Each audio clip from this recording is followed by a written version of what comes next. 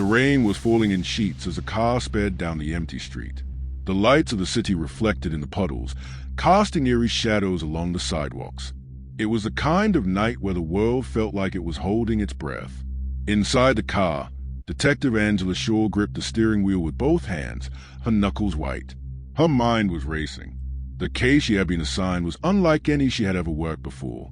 The disappearance of Adriana Younge, a young and successful art dealer, had baffled the city of Chicago for weeks. But tonight, something changed. New evidence had surfaced, and with it, a chilling realization. Adriana Younge's life was filled with hidden horrors that no one had ever suspected. It all started on a crisp spring morning in Chicago. Adriana Younge, a 32-year-old art dealer, was a well-known figure in the city's thriving art scene. She was smart, confident, and loved by her colleagues. Adriana's gallery, located in the heart of the city, had become one of the most sought-after places for contemporary art lovers. She had everything anyone could want: a successful career, a luxurious apartment, and a high-profile social circle. But there was something that Adriana kept hidden from the world. Beneath her glamorous exterior, she had a past that was far from perfect.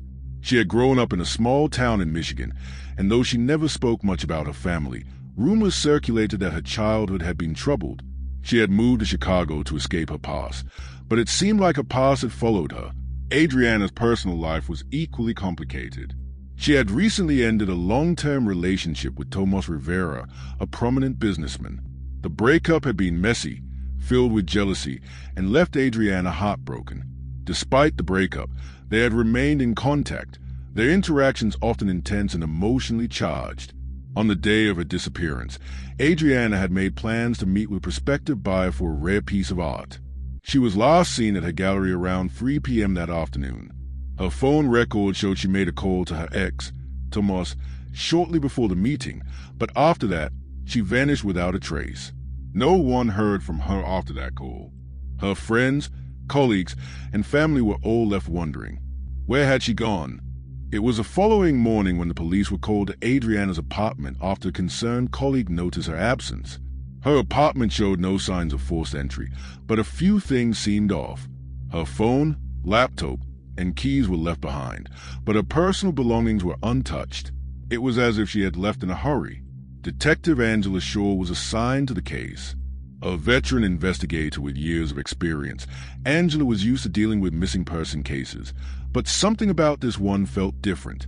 The deeper she dug into Adriana's life, the more she uncovered, and the more she realized that things were not as they seemed. In the initial investigation, Angela discovered that Adriana had a history of strange interactions with people from her past. Ethan Carver, a former college friend and aspiring artist, had been seen at the gallery a few days before her disappearance, acting strangely. He had made several visits to Adriana's gallery over the past month, and witnesses claimed he had become fixated on her. Was Ethan involved in her disappearance? As the investigation continued, the police began to uncover a series of cryptic messages left on Adriana's social media accounts. She had received multiple anonymous messages from someone calling themselves a collector. The messages were disturbing, hinting at dark secrets and hidden treasures that were tied to Adriana's past. Was a collector someone from her childhood, or was it a completely new person? Detective Shaw's team began interviewing Adriana's friends, colleagues, and acquaintances. The more they talked to people close to her, the more disturbing the picture became. Some of Adriana's friends described her as having moments of paranoia in the weeks leading up to her disappearance. She had mentioned feeling like someone was following her, watching her every move. But when asked, she refused to elaborate, brushing it off as anxiety. One of Adriana's colleagues, Clara Peterson, revealed something that seemed insignificant at first but later became a key piece of the puzzle. Clara said that Adriana had been in contact with a man named Victor Stroud, a wealthy but secretive collector of rare art. Adriana had been working on a deal with Victor to sell a piece of priceless art that was rumored to have ties to the black market. The sale never went through, and Adriana had become increasingly nervous about the deal. Angela found Victor Stroud's contact information, but when she attempted to reach him, she was told he was out of the country. However, something about Victor's sudden absence felt too convenient. Had he played a role in Adriana's disappearance, or was he being used as a pawn in a larger scheme? The breakthrough in the case came when the police uncovered Adriana's hidden vault in her gallery. Inside, they found documents that pointed to a secret art deal with international connections. There were also photos of Adriana with high-profile criminals, including several members of the black market art trade. Adriana had been involved in a dangerous world that no one knew about. Further investigation revealed that Ethan Carver, the artist who had become fixated on Adriana, had a criminal record tied to art theft. He had been caught trying to sell stolen art pieces in the past, and there was evidence that he had tried to sell a painting from Adriana's gallery. Could Ethan have been involved in a scheme that led to Adriana's disappearance? Another lead pointed to Tomás Rivera, Adriana's ex. He had recently been seen in the company of Victor Stroud, raising suspicions that he might have played a role in a larger conspiracy. But Tomás had a solid alibi.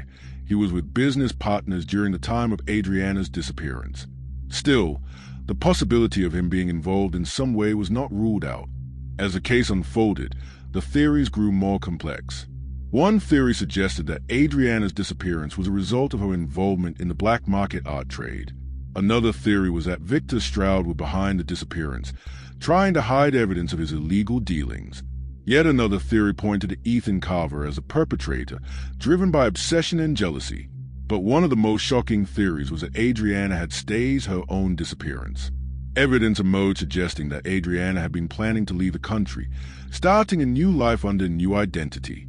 Could she have faked her disappearance to escape from the dangerous world she had become involved in?